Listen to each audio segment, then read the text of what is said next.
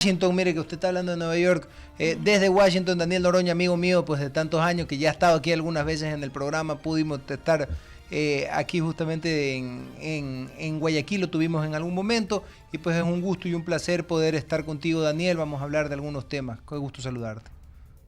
Muchas gracias, Eduardo. Buenas tardes a todo el mundo. Así es. Daniel, cuéntanos un poquito sobre el tema del informe del Departamento de Estado de los Estados Unidos sobre el Ecuador. Cuéntanos un poquito qué se está haciendo y qué están haciendo desde Amnistía Internacional. Tú representas y has estado, pues ya en algún tiempo has estado aquí tratando con gente pues que ha sido víctima de violaciones a los derechos humanos. Es importante darle chance y que la gente sepa que tiene derechos que deben de ser protegidos. Cuéntanos un poco. Claro, Eduardo. Bueno, buenas tardes de nuevo a todas las personas que nos escuchan y nos están viendo. A ver, el informe del Departamento de Estado de Derechos Humanos es un informe que está mandatado por la Ley de Cooperación Internacional, específicamente por su sección 502. Este es un informe mediante el cual el Congreso de Estados Unidos le exige al Departamento de Estado que realice una evaluación de aquellos derechos humanos internacionalmente reconocidos. Entonces, este es un pantallazo, básicamente un análisis que realiza el Departamento de Estado para alguna manera entender la realidad de los países con los cuales Estados Unidos mantiene una relación, o básicamente también para permitir de alguna manera conducir la cooperación que se brinda en diferente materia. Sobre todo, este informe es un mecanismo para que tanto los legisladores de Estados Unidos, tanto congresistas como senadores, se informe de la situación de un país en específico, y eso a su vez después les permita exigir algunas condicionalidades en la cooperación que se va dando. A raíz de este informe o complementariamente a este informe existen otros mecanismos de condicionamiento a las cooperaciones que brinda el gobierno federal de Estados Unidos a los distintos países. Eso en líneas generales. Ahora, ¿qué pasa? Este es un informe que usualmente es bastante, es bastante un proceso muy mecánico de alguna manera. La ley ya contempla cuáles son las secciones que deben estar y qué es lo que se debe contemplar. Sin embargo, para muchos grupos de derechos humanos aquí en Estados Unidos, entre ellos Amnistía Internacional, su sección de Estados Unidos, que es a la cual yo represento, nos preocupa mucho el uso que se está dando, el uso político que se está dando a este informe.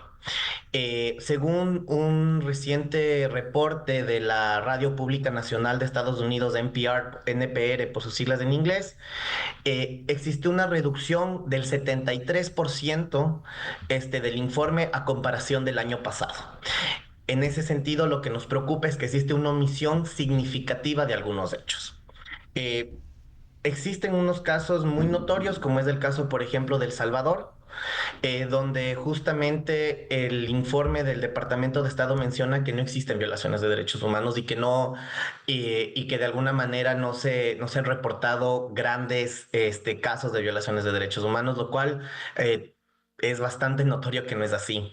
Amnistía Internacional ha reportado varias violaciones en El Salvador, especialmente, por ejemplo, en este año hemos nombrado ya 3 personas como prisioneros de conciencia, que es una categoría que tenemos en Amnistía para aquellas personas que están sufriendo unas detenciones por motivos políticos o por motivos del ejercicio de su activismo. Y obviamente desde la asunción del presidente Bukele hemos observado con mucha preocupación el deterioro de la calidad de los derechos humanos y de la protección de los derechos en el país. De igual manera, nosotros también observamos, en cambio, a contraparte, una lectura diferente en el caso de Brasil. Por ejemplo, en el caso de Brasil que estamos observando, ahí estamos observando que en cambio se hace una referencia muy grande a una supuesta violación a la libertad de expresión a través del sistema judicial de Brasil. Aquí el problema que nosotros estamos encontrando es que existe una distinción entre cómo el gobierno de Estados Unidos está analizando la libertad de expresión frente a los estándares constitucionales protegidos de Estados Unidos, vis a vis a los estándares internacionales en la materia que sí tienen un estándar más alto para decir, ok, esta es una limitación a la libertad de expresión. Entonces, lo que a nosotros nos preocupa, sobre todo como Amnistía Internacional, es que este tipo de informes, cuando se usa de una manera política, lo que está haciendo es retirando la credibilidad a Estados Unidos como un país socio para la protección de los derechos humanos a nivel global, y lo que esto puede generar en realidad es más caos en el sistema, porque además estos informes son muy importantes no solo para los temas de cooperación, pero estos informes también permiten a que muchas personas en los procesos migratorios de aquí en Estados Unidos puedan presentar esto como evidencia, y esto de esta manera entonces permite construir los casos de asilo en estos procesos. Perfecto. Daniel, yo tengo una consulta más y de ahí voy a pasar con mis compañeros. Pues aprovecho mandarle un fuerte abrazo a mi amigo Ricky Está, que nos está escuchando, pues que te mando un fuerte abrazo también, que pues es fanático pues del tema de los derechos humanos, en especial los derechos de las mujeres pues y la protección a las mismas. Te pregunto algo, Daniel, y es en específico. Este informe no tiene una fuerza vinculante como tal, no tienen este tipo de informes. Amnistía Internacional como tal se dedica más que nada a analizar pues, el tema de las violaciones de los derechos humanos. Cuéntanos un poco respecto del tema, porque la gente muchas veces va a decir, no, pero es que esto de aquí dice y esto es una ley, prácticamente. Y no es así, porque para eso tiene que ser parte del sistema de derechos humanos. Cuéntanos un poco respecto del trabajo que se hace y también al mismo tiempo qué opinión te merece el tema de la utilización de este informe como una base prácticamente, base legal prácticamente, o sea, ya, es ley, doctrina, constitución y vamos también con un poco de la fuente del derecho y este informe, prácticamente así funciona. Cuéntanos un poco. No, a ver, cuando nosotros tenemos este tipo de instrumentos como son los informes o los reportes, pueden venir de distintas maneras. A ver, el derecho internacional de los derechos humanos es una fuente de derecho que nace a través de los tratados internacionales de derechos humanos, que son por ejemplo, el Pacto Internacional de Derechos Civiles y Políticos, la Declaración Universal de Derechos Humanos y el Pacto Internacional de Derechos Económicos, Sociales y Culturales. Esos serían como estos tres tratados, que son los tres principales, se le denominan la Carta Internacional de Derechos Humanos, por ejemplo. Entonces, estos, además de otros tratados internacionales y regionales, como por ejemplo la Convención Americana de Derechos Humanos, son lo que formulan corpus juris, este cuerpo normativo internacional legal de donde nace, de cuál es la fuente de estos derechos. Ahora bien, estos informes lo que prácticamente nos permiten hacer es un acercamiento y un monitoreo de lo que está pasando en cada país. En este sentido, este informe específicamente, el del Departamento de Estado, lo que permite es realizar un acercamiento diplomático por parte, obviamente, de un gobierno importante, de un gobierno que tiene una presencia notable en el escenario geopolítico mundial, y que influye de distintas maneras y que sirve como fuente para muchas organizaciones. Nosotros desde Amnistía hemos utilizado parte de esta información, obviamente en años anteriores también la hemos cuestionado. No obstante, nosotros usamos o se usa parte de estos informes también para nuestros propios análisis. Y no solo estoy diciendo de Amnistía, por ejemplo, también hay otros organismos internacionales como la Comisión Interamericana de Derechos Humanos, que también se nutre mucho de esta información, o también nuestra organización hermana como Human Rights Watch, o también otras organizaciones, por ejemplo, como el Centro del Estudio y la Justicia Internacional, CEGIL, entre otras. Entonces, sí creo que es un informe muy comprensivo. Entonces, es preocupante cuando se utiliza de una manera no adecuada y que no refleja la realidad que es presentada no solo por grandes organizaciones como Amnistía Internacional, pero sobre todo por organizaciones de base que operan en los territorios. Perfecto, Daniel. Continuamos con Alberto Quintana Vera. Claro, le escuchaba a Daniel algo muy puntual, ¿no? Y voy a precisar la pregunta justamente ahí. Esa utilización, puede utilizarse el término antojadiza, utilización de la información cercenada, no completa, de un lado o de otro lado, con un interés o con otro interés, definitivamente puede generar problemas, no tener claridad en el asunto. Y colijo, ¿no?, que cuando se refería a esto de la utilización política, era el nivel de afectación que puede tener una colectividad.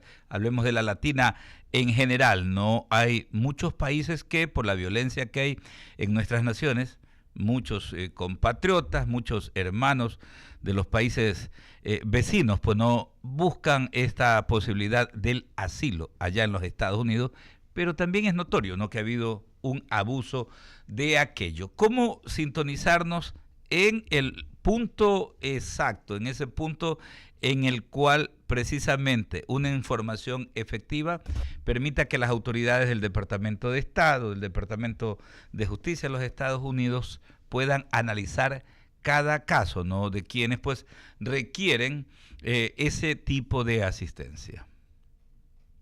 No, muchas gracias por la pregunta. A ver, este tipo de informes justamente lo que nos preocupa es que esta utilización parcial o esta utilización no reglamentada puede traer estos problemas de no presentar la realidad de los países. Y hay que dejar una cosa muy en claro. No existe un abuso del derecho de asilo. El derecho de asilo es un derecho humano que todos tenemos, todas las personas acceso a.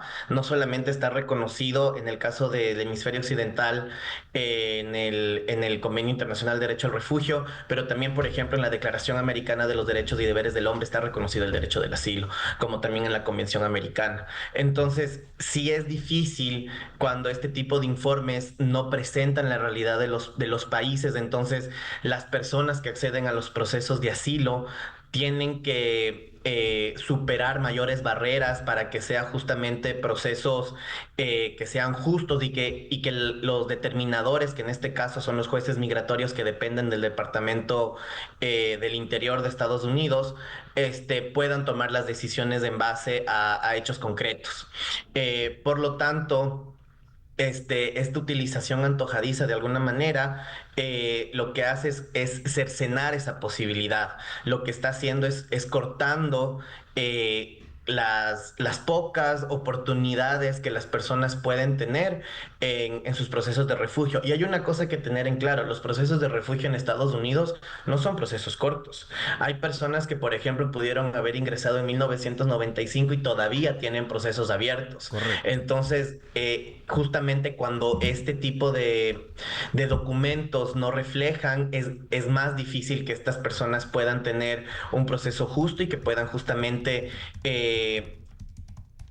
permitir que las autoridades conozcan el caso completo. Nosotros, por ejemplo, desde Amnistía Internacional tenemos un proceso donde acompañamos a estas personas a través de una figura que se llama los especialistas de país, que son personas voluntarias, miembros de nuestro movimiento, que acompañan a estos procesos y presentan nuestros informes que hemos realizado sobre país o sobre alguna situación en específico. Entonces, eso ya es una fuente que ayuda, pero Claro. no todas las personas tienen acceso a eso y no todos los abogados saben que tienen esa posibilidad. Entonces, que un informe de esta manera presente estas limitaciones es muy preocupante. Claro, son insumos adicionales muy valederos. Gracias por contestar mi requerimiento, Jorge Escobar. Gracias. ¿Cómo le va? Bienvenido al Diálogo de la Tarde. Un poco yo quería hablar del informe que sacó Amnistía Internacional el año pasado en torno a los hechos que se han venido suscitando durante el gobierno de Daniel Noboa, y citaban algunos hitos en torno a, por ejemplo, los criterios que se han aplicado en el conflicto armado interno, también en su momento la desaparición y posterior asesinato de 4 niños. Por ello hay 16 miembros de la FAE, de las Fuerzas Armadas, en un proceso judicial. En la práctica, este informe de Amnistía Internacional expone, pero no insiste o quizás condena esos hechos. Estoy hablando de cosas muy puntuales, no me he metido en el asunto de la Amazonía, los mecheros y demás. ¿Implica que ha habido una especie de violación de los derechos humanos permanente en el Ecuador, o son casos puntuales como lo explicó en su momento el ministro de Defensa, Giancarlo Lofredo? Muchas gracias por la pregunta. A ver, aquí sí quiero ser muy claro que en mi posición, yo tengo una posición específica que se refiere al rol que mantiene el gobierno de Estados Unidos frente al Ecuador. Respecto a los temas específicos sobre el Ecuador, tenemos una representación en México, que es nuestra oficina regional, ellos son quien toman la batuta, digamos, o quienes son las personas autorizadas para hablar en este tema. Sin embargo, lo que yo puedo sí indicar de manera muy directa es que en estos casos, por ejemplo, lo que nosotros ya hemos realizado es la expedición de lo que se denomina acciones urgentes, que es un mecanismo que tiene Amnistía Internacional para alertar a la comunidad internacional, a los defensores de derechos humanos a nivel global, dentro del país, cuando se están suscitando violaciones de derechos humanos sistemáticas que están afectando a una persona en específico o una colectividad. En el caso, por ejemplo, de los niños de las Malvinas, se realizó una acción urgente y también este año se sacó otra acción urgente respecto a desapariciones forzadas. En el mismo sentido, por ejemplo, Amnistía Internacional junto a la Alianza de Derechos Humanos y el CDH de Guayaquil, el mes anterior, en el periodo de sesiones de la Comisión Interamericana de Derechos Humanos, estuvimos en una audiencia sobre desapariciones forzadas en el país. Entonces, nosotros ya estamos, Amnistía está registrando que existen violaciones de derechos humanos en este contexto. Nosotros, de nuevo, somos una organización que documenta, no somos una organización determinadora. Lo que nosotros mencionamos, por ejemplo, es que existen suficientes indicios para que se dé un hecho concreto. En ese sentido, por ejemplo, nosotros con Amnistía somos la única organización internacional que ha insistido o que ha indicado que existen suficientes elementos de convicción para que se esté dando un genocidio en Gaza, por ejemplo. Entonces, eso, por ello sí me quisiera quedar en este sentido. Y en el caso de Venezuela, con todo lo que ha venido sucediendo desde el chavismo, ¿qué es lo que ha podido Nosotros en levantar Amnistía Venezuela- Internacional? Y si nosotros es que en ha podido Venezuela entrar hemos- también, pues no, ahí lo que hace el chavismo Claro. es limitar, bloquear. Afortunadamente nosotros en el caso de Venezuela hemos podido documentar muy de cerca todas las violaciones. Es más, nosotros hace un mes publicamos un informe sobre la situación de detenciones arbitrarias, numerosas y sistemáticas en el contexto de postelecciones, de la represión inmesurada que tuvo el gobierno de Nicolás Maduro, o el gobierno de Venezuela en este contexto, frente a diferentes grupos. Nosotros, este es un trabajo que venimos haciendo permanentemente en Venezuela. Nosotros, por ejemplo, somos de las principales organizaciones que estamos apoyando, por un lado, la misión de determinación de los hechos en Ginebra, que realiza el Consejo de Derechos Humanos, y estamos también apoyando que ya se inicien las investigaciones a través de la Corte Penal Internacional. Gracias, Daniel. Michelle. Daniel, buenas tardes. Muchas gracias por estar con nosotros. Yo quisiera hablar, evidentemente, del problema de la falta de derechos humanos, no solamente en la región, sino alrededor del mundo, pero específicamente yo quisiera atar el hecho de que hay un común denominador, y yo creo que es un análisis ya muy propio.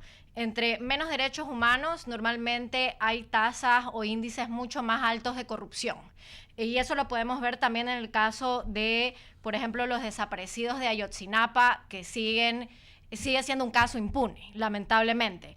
Y hubo 43 jóvenes desaparecidos justo en el departamento de la ruralidad de Ayotzinapa, en México, y ya ha pasado 10 años, creo que 11 años, y hasta este momento el caso sigue impune. Entonces, a mí me llama la atención cómo nosotros no vemos la necesidad de tener buenos derechos humanos, respetar los derechos humanos y al mismo tiempo generar un combate holístico contra la corrupción, como una forma inclusive de generar, se podría decir, o de sostener o poner un estate quieto al problema del crimen organizado que va creciendo desde el 2015.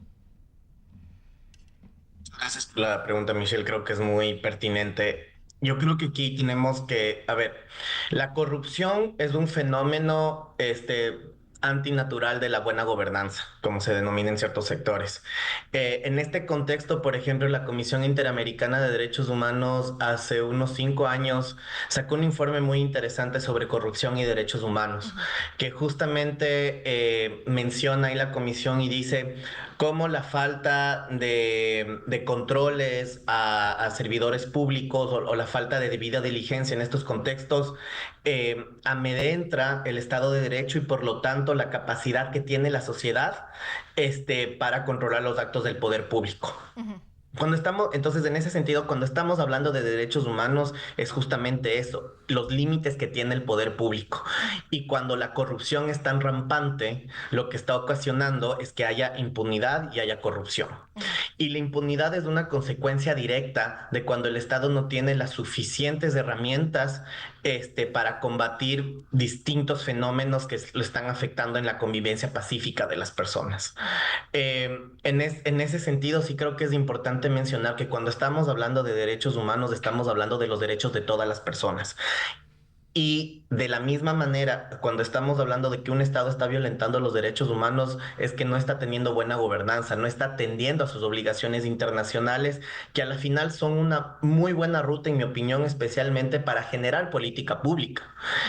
Porque dentro de tus obligaciones internacionales que tienes que cumplir, digamos, si tienes una lista y tienes que decir, esto cumplí, esto ya lo generé, estás generando política pública que está atendiendo necesidades directas de las personas.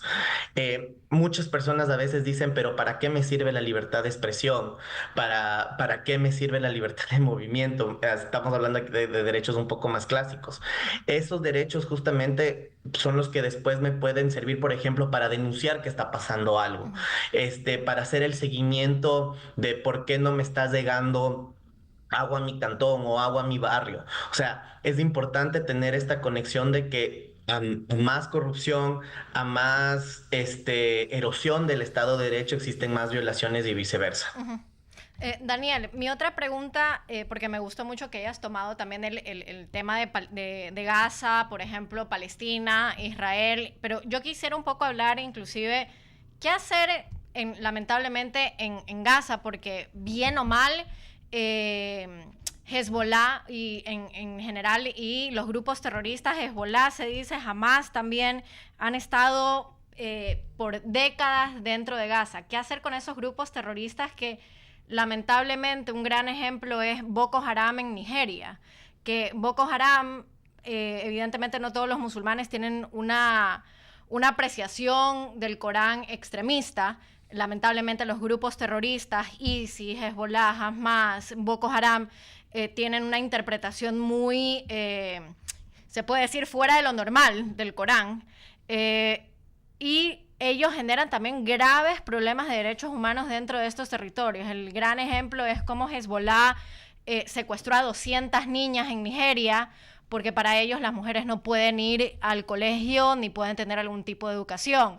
El hecho también de que en Gaza los grupos terroristas van en contra de los derechos principalmente de las mujeres y las niñas, y parecería que no se está hablando de qué hacer con estos grupos terroristas, o también el hecho de Afganistán. Hay muchas personas que no han dicho nada porque parecería que es el gobierno que la gran mayoría de afganos quieren, pero ¿qué se puede hacer con aquella población que inclusive no pueden tener acceso a la salud? Porque claro, en la concepción de ISIS o del gobierno de turno de Afganistán, una mujer no puede ser tocada más que por su esposo, y las mujeres no pueden estudiar, entonces ni siquiera hay mujeres que son doctoras que puedan atender a mujeres. ¿Qué se puede hacer ahí? Aquí tenemos que diferenciarnos un poco en unos contextos. En los contextos donde estamos hablando de conflicto, ahí se aplican otras figuras, que es el derecho internacional humanitario, que tiene sus propias reglas. Pero en contextos, si hablamos específicamente de las obligaciones internacionales de derechos humanos, cuando hablamos de eso, quien es el principal responsable ahí es el Estado. Entonces, en todos estos contextos, si estamos hablando de grupos terroristas, quien tiene ahí la primera responsabilidad son cada uno de los estados respectivos. empezando por ahí. En el caso del conflicto en los territorios ocupados palestinos, sabemos que el principal responsable ahí es el Estado de Israel, que tiene mucha responsabilidad en varios temas. Justamente ayer Amnistía sacó otro informe indicando la utilización de la desnutrición como un arma de guerra, lo cual es prohibido bajo el Estatuto de Roma. Ahora bien, en estos otros contextos, Amnistía ha hecho mucho seguimiento en el caso, por ejemplo, de Boko Haram, en el caso de Afganistán. Incluso en Afganistán yo quisiera decir, puedo estar equivocado, como esa es una región que no sigo bastante. Creo que somos de las pocas organizaciones que estamos considerando llamar lo que se llama un apartheid por género. Que es lo que está ocurriendo en Afganistán, significaría que posiblemente pueden existir condiciones por ley diferenciadas entre una persona y otra en base solo a su género. Entonces, en eso lo que nosotros hacemos es documentar.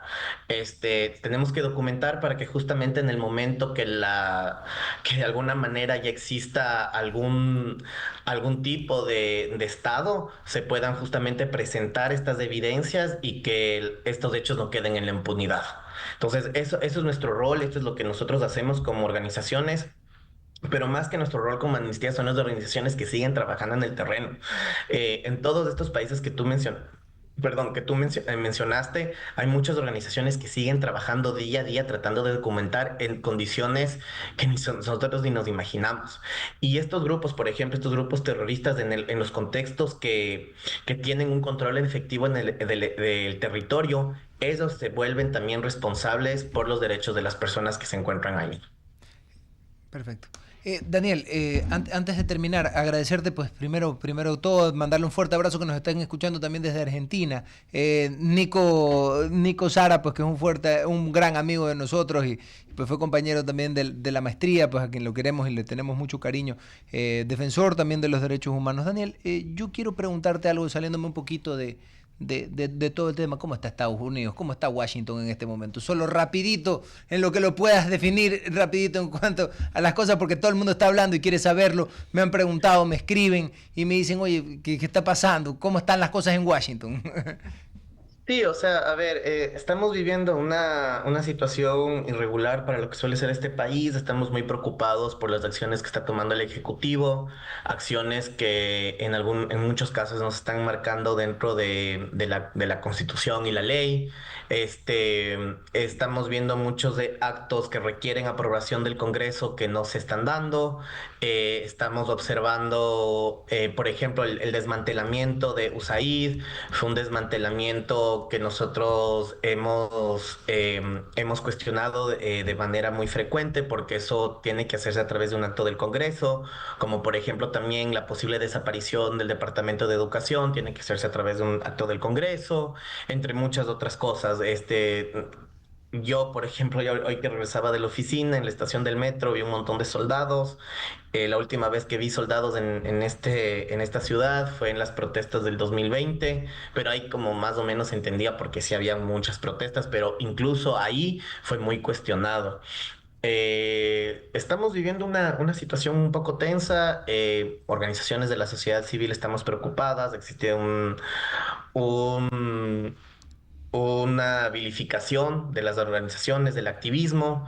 Entonces sí, es preocupante que en un país que inspiró las constituciones presidencialistas y republicanas esté pasando ahora esta situación. Perfecto, agradecerte, Daniel, un placer, la verdad, tenerte esperando, pues verte pronto y que tú también pues vengas acá a Radio I99 aquí, pues que es tu casa, pues hermano. Te mando un fuerte abrazo y nos estamos viendo y pues buena suerte por allá y siga luchando a favor de los derechos de las personas, porque eso es un acto noble y es una forma de vivir noble. Un abrazo, Daniel Noroña. Wendy Quinde te manda saludos, también dice que eres guapísimo. Un abrazo, cuídate. Un abrazo, Daniel. Vamos. Gracias, mi querido Eduardo. Efectivamente, vamos a abrir el espacio a los menciones publicitarias y recomendaciones. Quiero decirles que en Cavalieri la elegancia es un arte. Trajes importados confeccionados a la medida y un servicio impecable en reparaciones de ropa y calzado. Visítalos en Grey Norte y Centro Comercial San